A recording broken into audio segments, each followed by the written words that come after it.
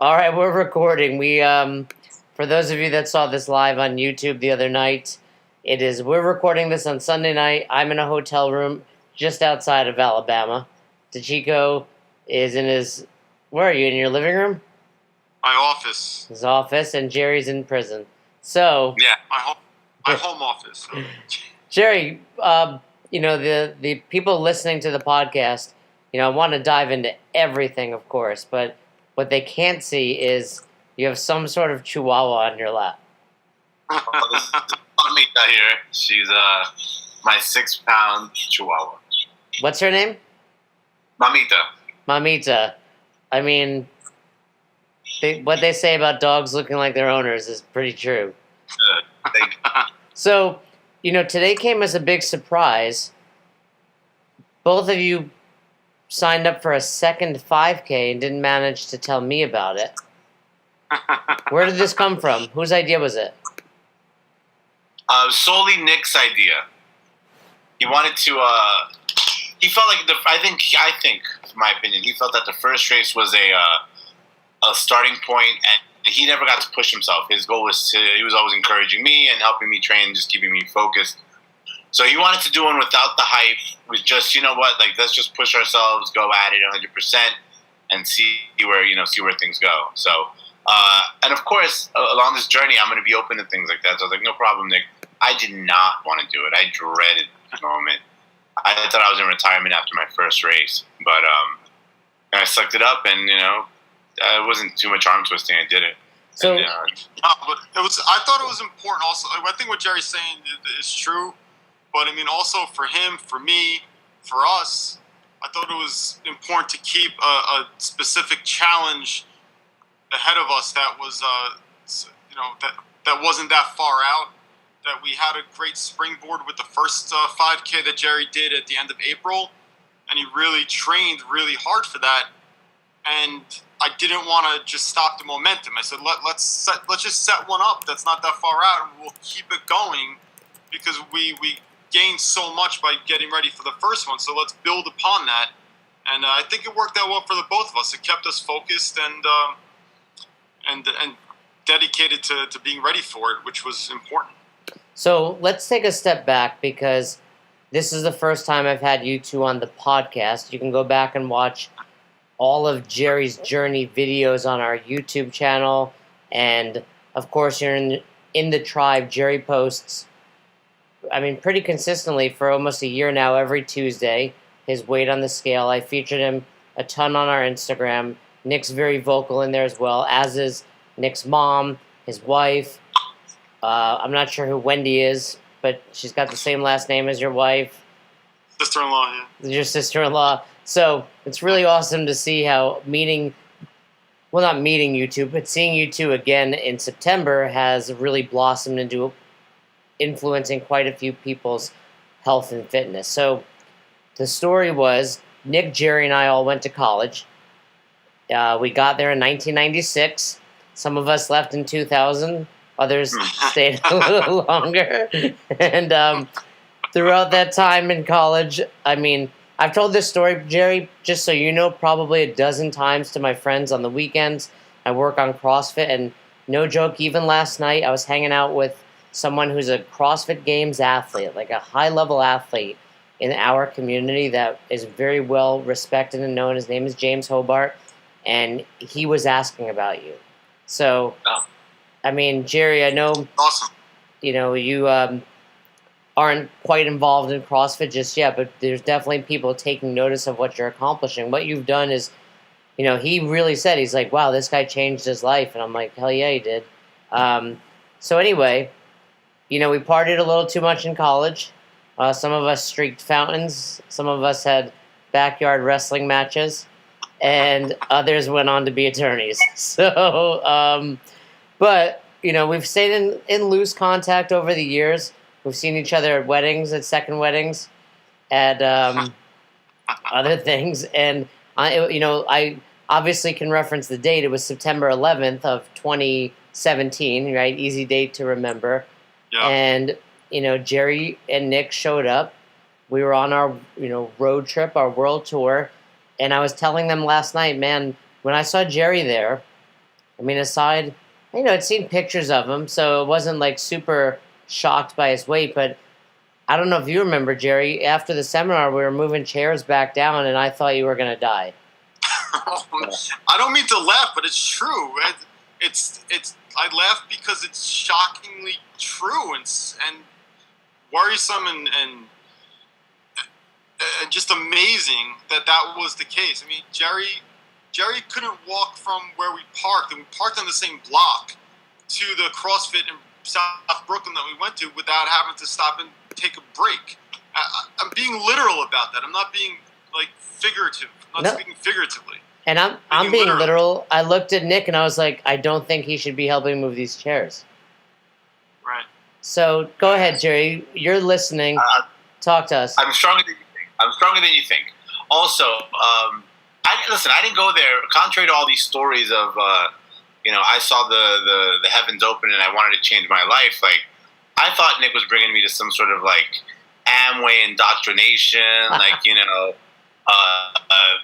eat water and eat bread and join CrossFit, and next thing you know, like your life changes. You lose weight overnight, and I was going to go to some sort of like cult event in Brooklyn. Like, first of all, you on tour kind of baffled me. Like, wait, what is Jay doing on tour in the Northeast and has a donut as his symbol?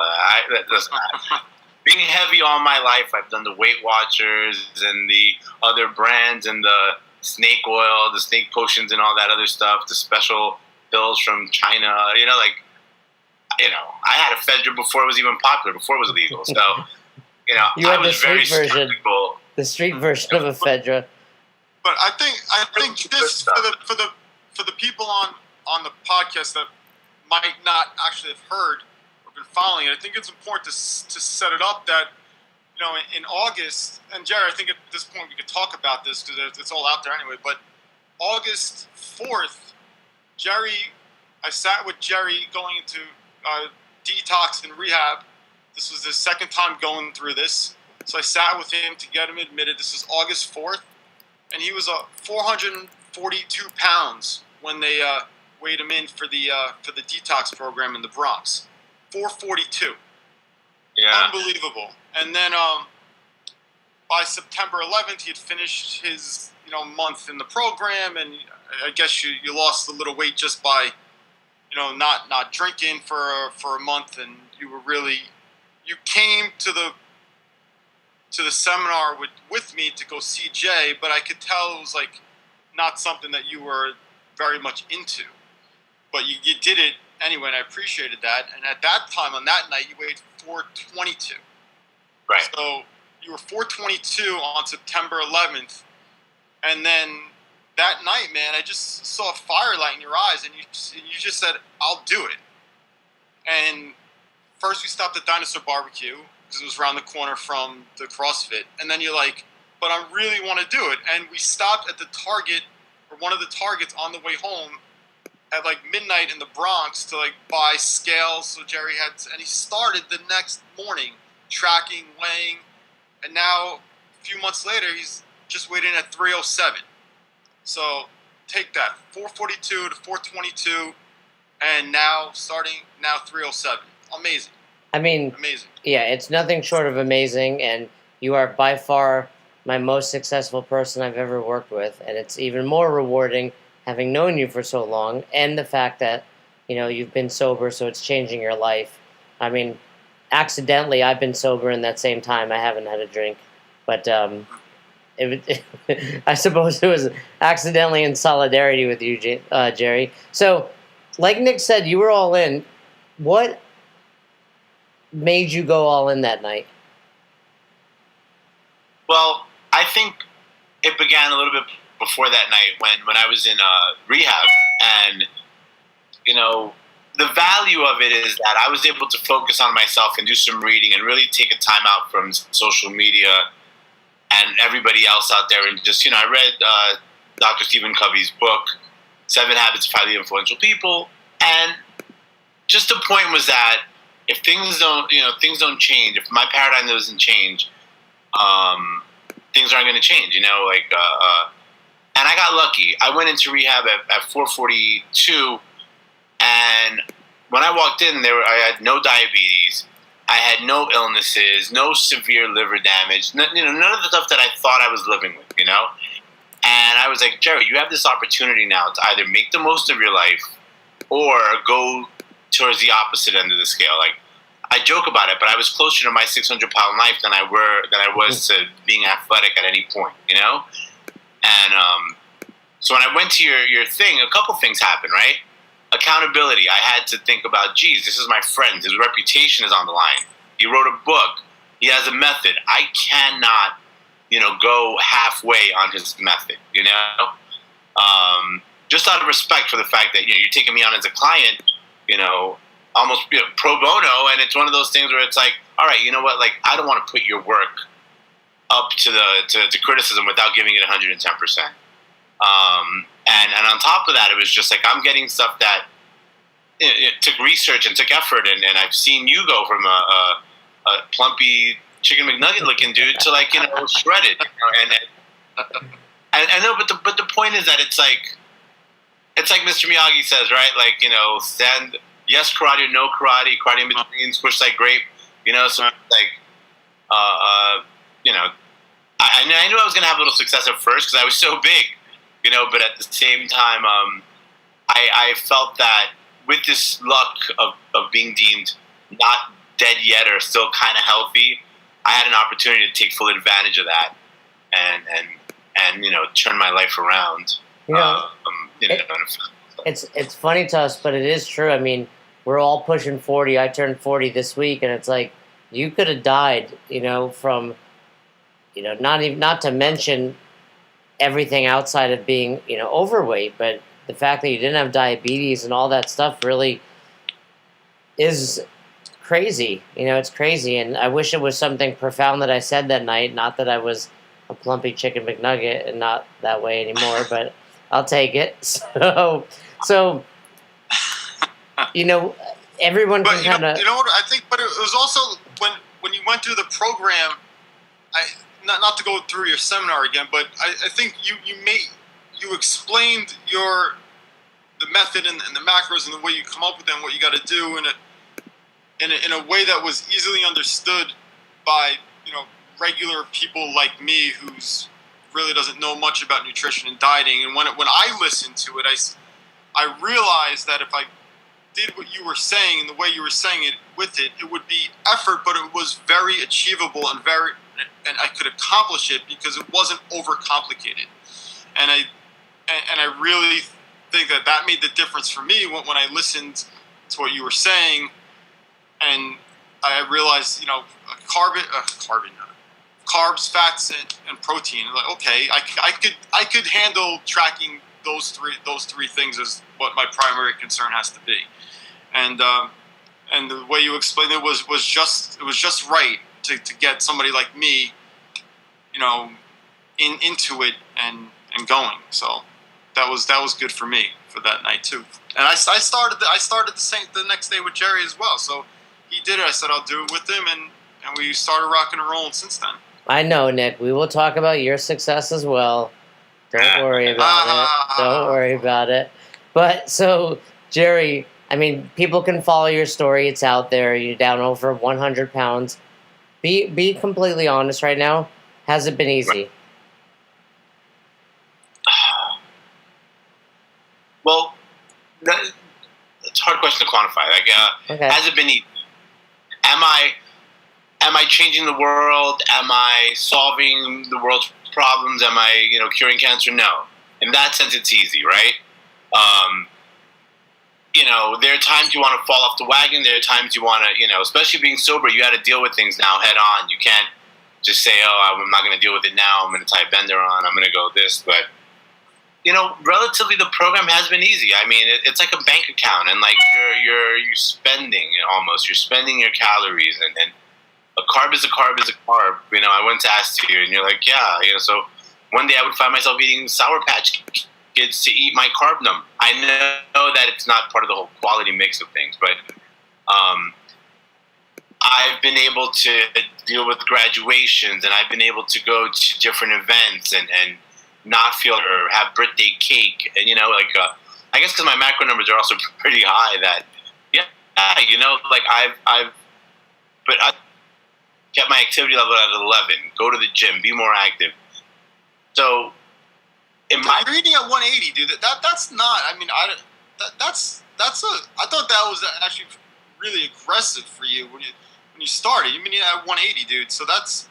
I don't think it's like you have this giant bank of macros that you got to work with. I think it's very impressive eating at that level. I agree. I actually agree with Nick. I was actually in that conversation last night. That was part of it. Well, he started at 442, and I told the story because I remember, you guys show up, and I think we had in the past kind of all seen you have your spurts where you've lost weight, gained it, and I was glad you were there. I was happy to see you, but I was like, all right, he's going to listen. Hopefully he sticks with it. And you were asking me a ton of questions, and I was like, the truth is everybody had the same questions. You weren't asking me anything I hadn't had. But then one of the questions you asked me was, so what should I start my goal weight at? And I answered it at, what's your goal? And you said 180. And I was like, well, that's it. And then, my concern was everyone was going to look at me like I was crazy.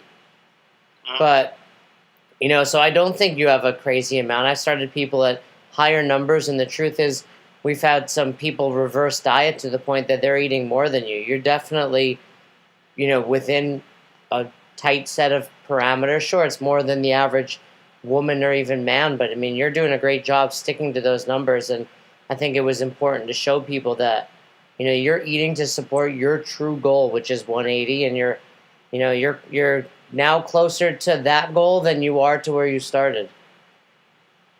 Right. I mean, in the sense that, like, you always hear these things about, high protein, low carb, drink this, drink that.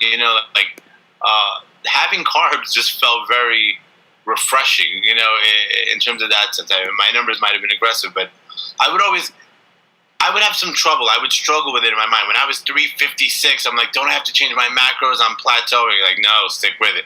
Then I'm like down to 330, and I'm like, the scales are moving as fast. Can I change my macros and stuff? But I've noticed that, like, I get hungrier when I don't follow my routine. My body calls for certain things. I don't perform, but I'm also performing better, stronger, faster in terms of, like, work and energy and all that.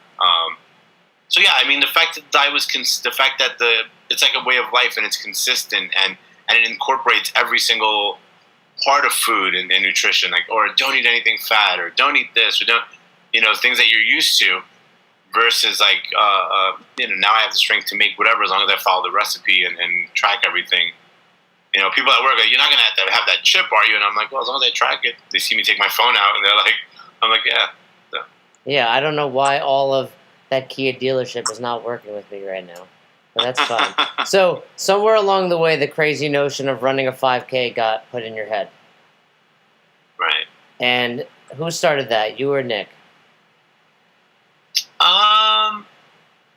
I think it was Nick. He will randomly call me on a random Tuesday or send me a text message in sound or something.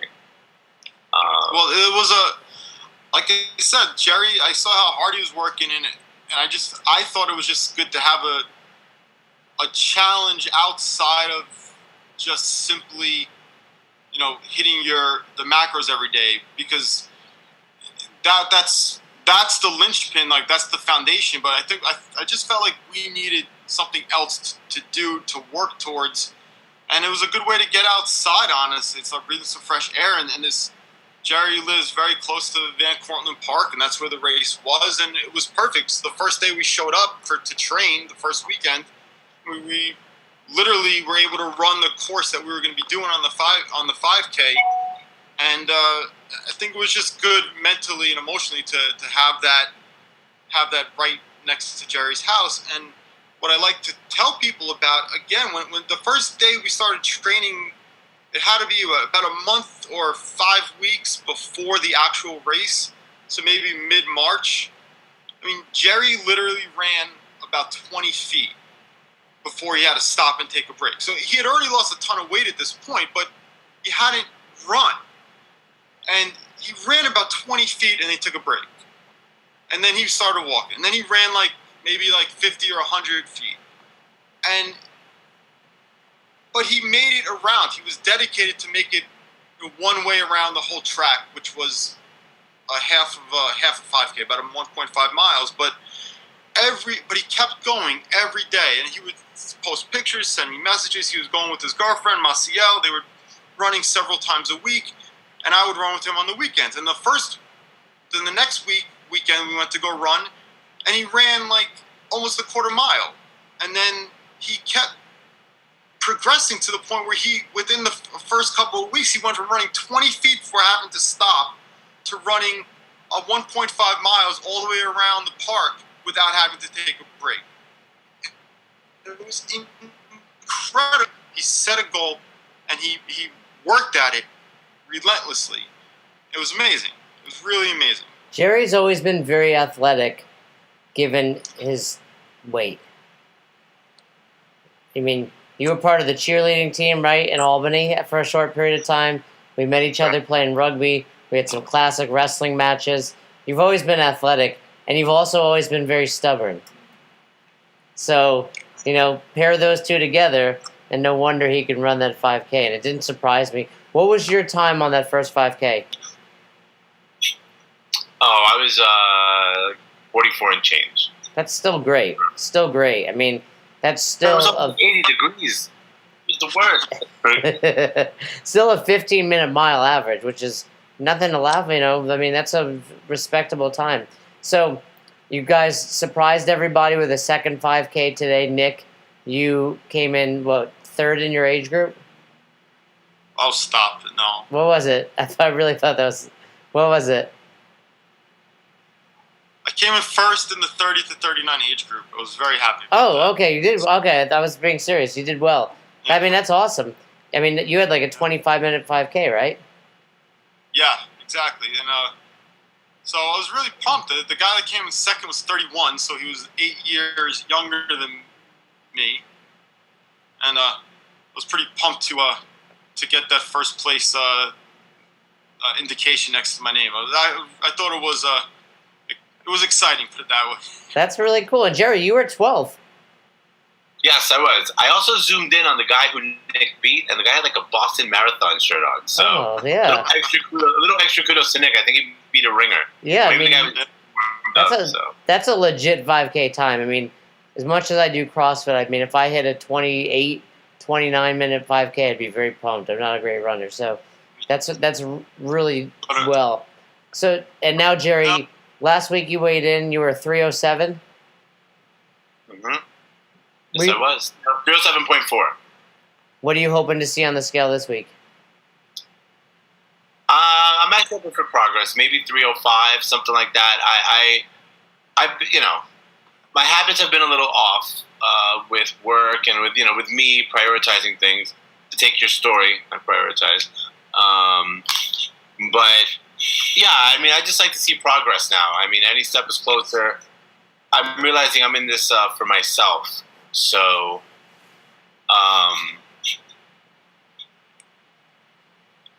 so I'm not. It's funny. 305, something like that. Maybe I'm trending a little high right now, but can I tell you? I just want to.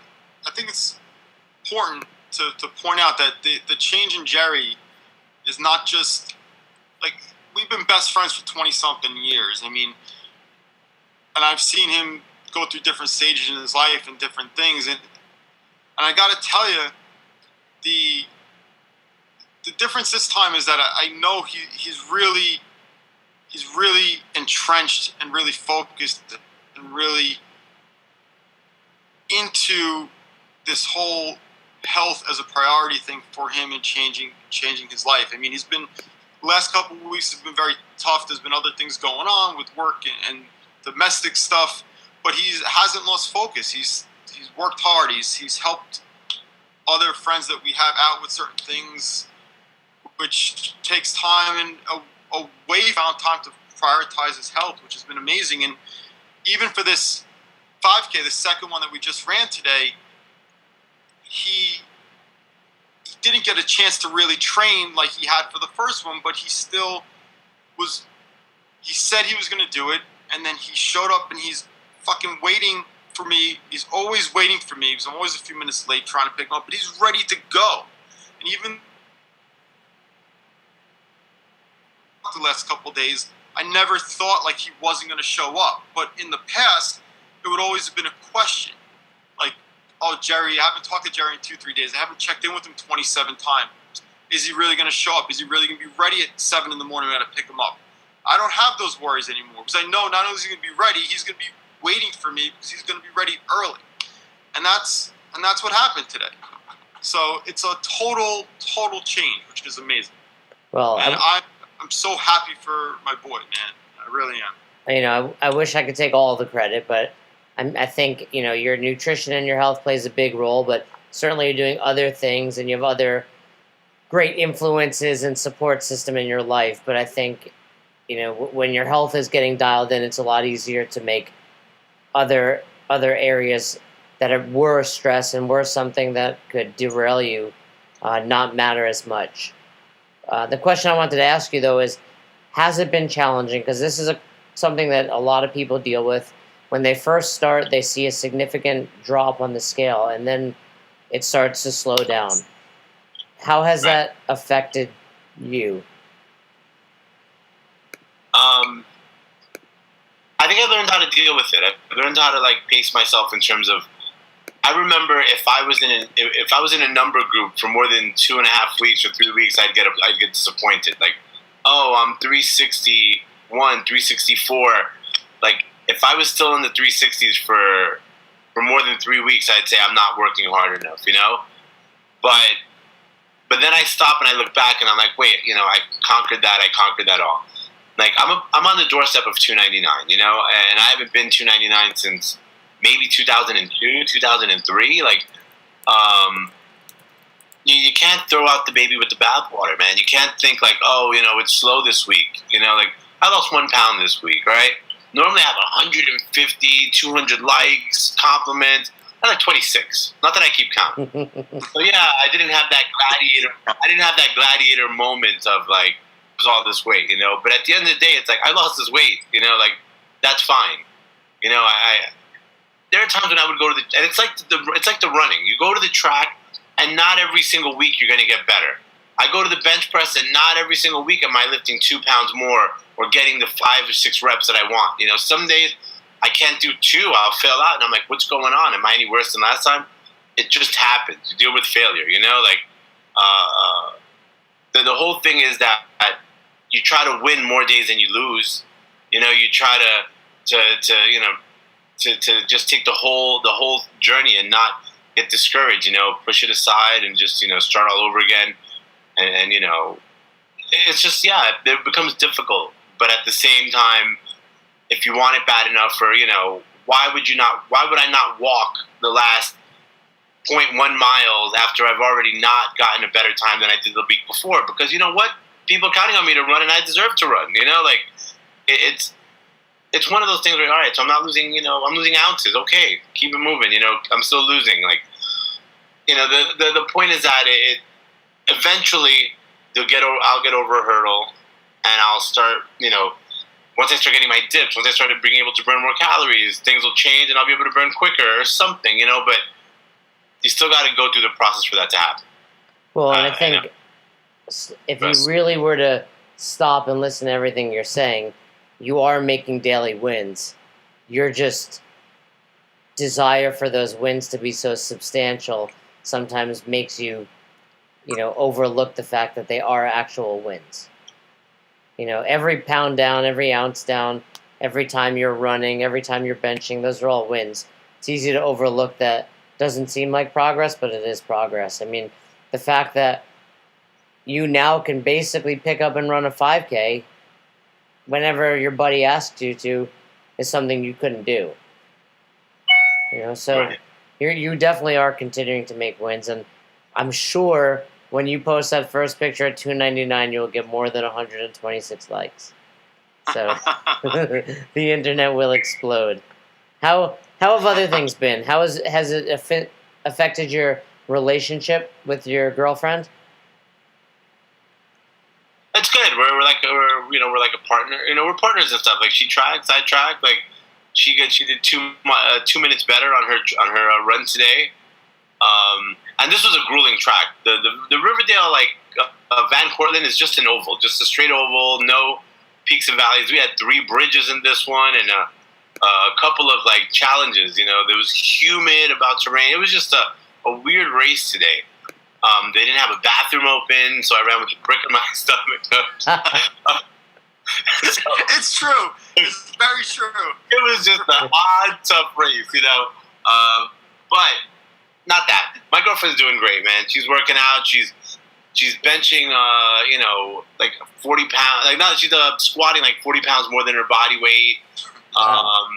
For reps, she's lifting like high school boy weight in terms of incline dumbbell presses, like 45s. Like, you know, it's one of those things where it's like it's cool to see her make gains and get stronger and all that.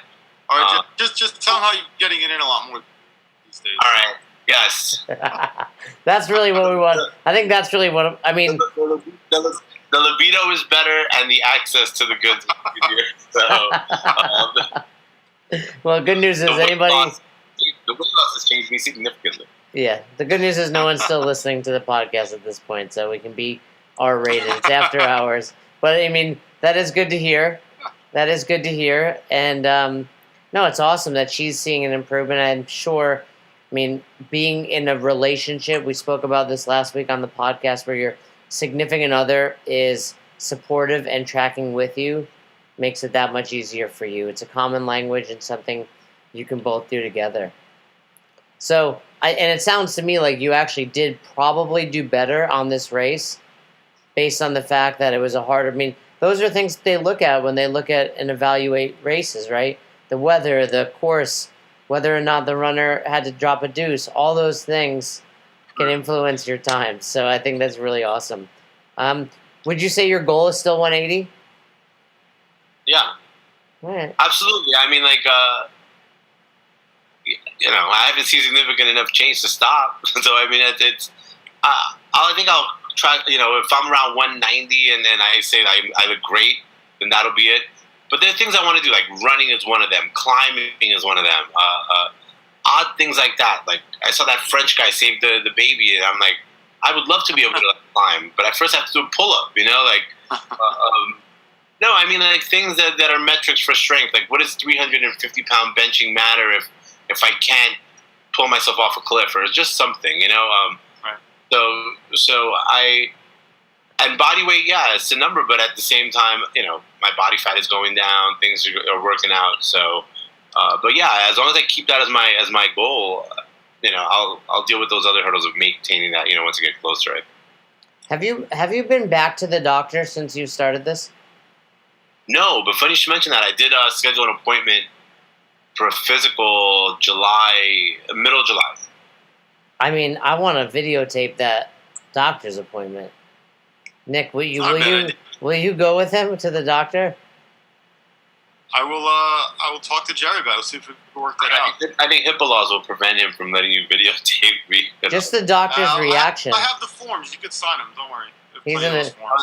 You're a lawyer. He's an attorney. He can figure it out. And I mean, I know you're going to be under 300 any day, but I definitely want to make sure the three of us can get together at some point. You're leaving for a trip to Spain, is that correct? Relatively soon? Jerry's going. I'm going in September.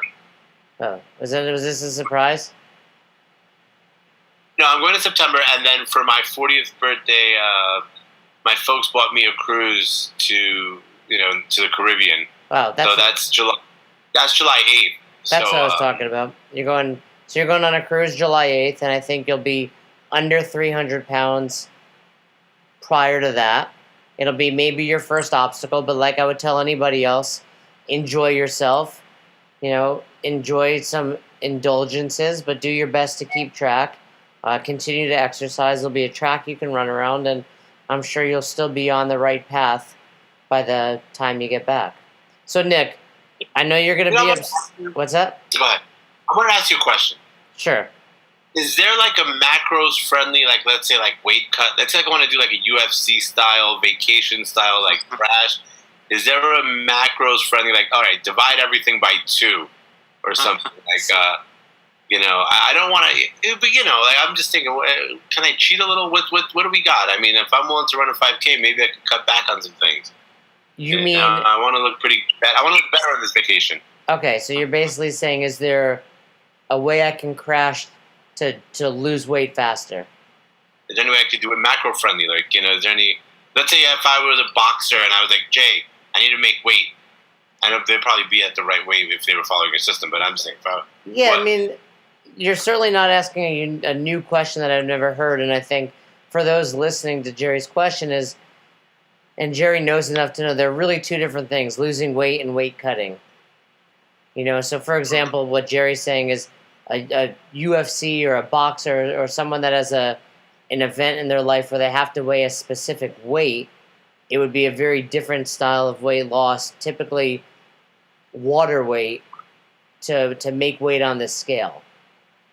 So, sure, you can do that, but the answer I would give you is it's not going to influence how you look. Those guys aren't doing it to look better. They're doing it simply to make weight and gain it right back. You can certainly drop a few macros here and there, but it's not going to expedite the weight loss progress enough that it would be worth it. You have a month and you have 6 weeks before 5 or 6 weeks before the trip, dude. I mean, I think you'll be, solidly under 300 by then. I think that's a great accomplishment to get and a great goal to have before you go on a cruise for a couple days. That'd be so. I'm not the expert, but just as your friend who's been working with you last several months on this, keep doing what you're doing. Yeah, I mean, really. Maybe the activity level, turn it up from like 11 to a 13. Maybe work out a bit more. And, if you exercise a little more, again, because other people have this question, it'll just speed up a little bit. But the beauty and the downfall to the way we approach it is it's slow, steady weight loss, but it's going to stay off forever. People that typically do that. They lose weight. The truth is they don't look any better on the beach. They just weigh a little less. Typically, it's water weight anyway. It's like they say about planting a tree. When's the best time to plant a tree? 20 years ago. When's the next best time? Right now. So at least you started almost a year ago. It'd be better than trying to start 5 weeks out from being on vacation. So keep doing what you're doing is the lesson. But we both know we will get texts from Nick as soon as we get off this call if we don't spend at least a few minutes talking about his progress over the last year. That's a load of bullshit. I never make it a point of it. I'm totally secondary in this whole Guys, thing, man. what about me? What about me? Okay, don't get me started. I have video of you that you don't want posted on your tribe. I will post that shit right away. Dealing with the past part of my recovery. So wait, Nick, but I do want to hear, because I want to hear about your progress. You were at the same seminar. Your progress started much slower than Jerry's in the sense that you weren't quite 100% committed, but now, when you started, what was your weight? Well, I was at 205 on September 11th. I was at 205. I had been 212 earlier that year, so and that was really heavy for me. So I really was at 212 was my top weight, and then I was 205 when I saw you, and this week I was 183.4. So I'm down over almost 21 pounds since September 11th, and almost 30 pounds from my max weight earlier last year. So and it's been consistent, just staying off. Well, the biggest thing for me is just being consistent with the tracking, and I texted Jerry. I should text it to you. My Fitness Pal, weight scale over the last 7-8 months, and I went down a good amount right away. The first month or two, probably went down about 10 pounds, essentially from 205 to 195, and then it was like Thanksgiving and Christmas and the holidays, and I really didn't lose a lot of weight, but I kept tracking, and even if I had bad weeks, I was still tracking. And the thing was, I didn't go up. And to me, that was a revelation that if I could stick to the program, at least try to stick to the program and make honest attempts and be honest with my tracking, I could make it through the holidays without going up in weight. And then I started to realize it's really all about me. You know, I make the decisions. I'm totally accountable to myself, and I'm the one that makes the choice if I'm going to go a little bit over or a lot over. And I went through a few months after the New Year's, which, you know, losing a couple pounds and fighting around 190, you know, 189, 190, 191, going up and down. And I realized it's just, I'm not making the right decisions. And even if I'm going a little over the program, I'm not on the program. So then I just got frustrated with working hard but not seeing the results, even though I wasn't going up. And then since we started training for the 5K, I just really been hitting my numbers a lot better. I've been running and hitting my numbers, and now I'm seeing, you know, the low 180s, and I'm charging towards, you know, 179. So that to me has been very healthy and positive on my end, and I've been very happy to work with Jerry and you doing it. I love it. But So, just sticking, making an honest attempt to stick to the numbers is really important, and always tracking, and then you look back, and then when you see that roller coaster for those last couple of months, I was like, this is ridiculous. I don't need to see the roller coaster on the weight chart. I should be doing better than that, and I decided I was just going to do better than that, and have been hitting my numbers almost every day instead of like half the week hitting them, half the couple days going a little bit over, a couple days going a lot over.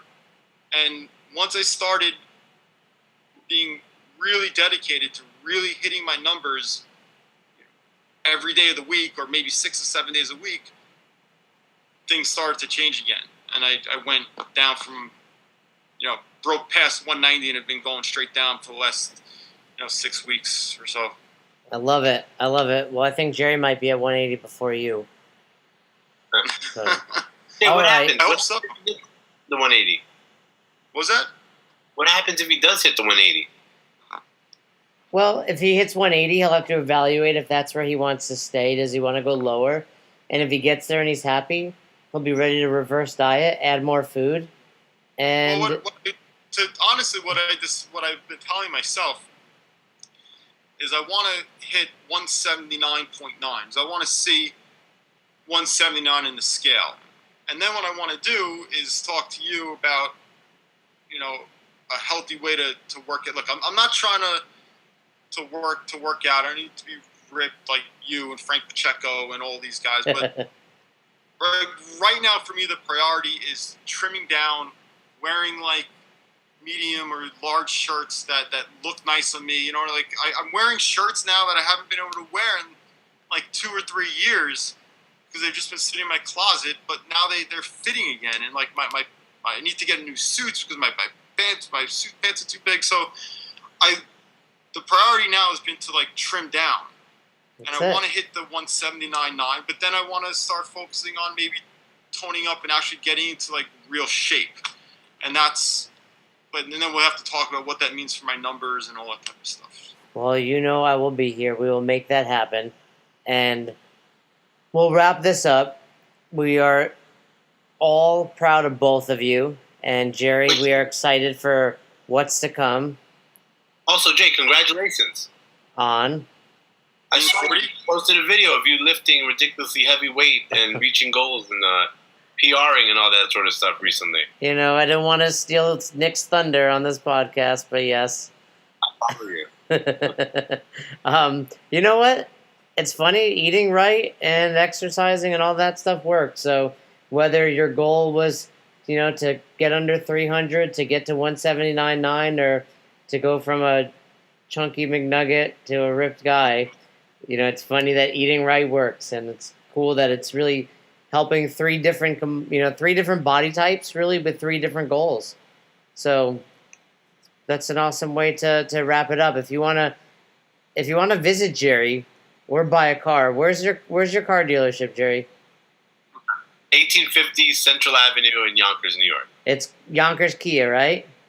Yeah, we're the #1 Kia dealership on the East Coast. Are you really? 7 years in a row. Wow. And I happened to be the top guy last month, so. Were you in May?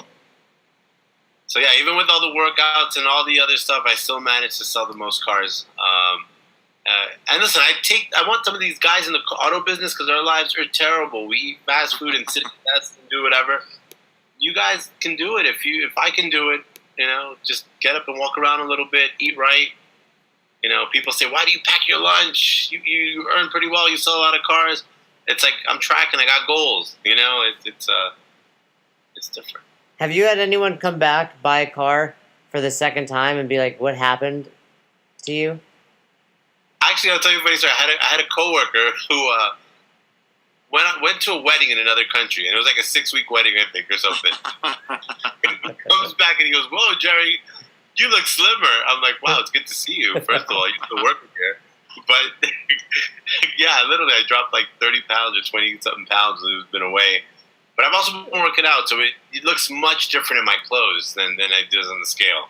Yeah, I mean, the picture that picture you posted, like that side by side when you did like the Tuesday story or the Thursday story that you guys put, that was incredible, Jerry. It's incredible, like the difference between 442 and the most recent weigh-in. Stunning. I agree. I was going to say the same thing. And everything, great. Yeah, great picture. But also, but it's different. But if you notice, I was talking to Jerry about this today. I know you want to wrap up, but at that time, Jerry was going to work in like fucking like ripped sweatpants and like t-shirts that didn't even fit him at that size, and it's like it was a mess. Now he's going to work like looking trimmer, wearing like a suit, a bow tie, really flamboyant shoes that you got from one of our other friends, But the whole game is stepped up because you start changing your life in one way and be dedicated to that, and that has effects on every other aspect of your life. So for me too. So I appreciate it. I'm assuming Anthony gave you those shoes.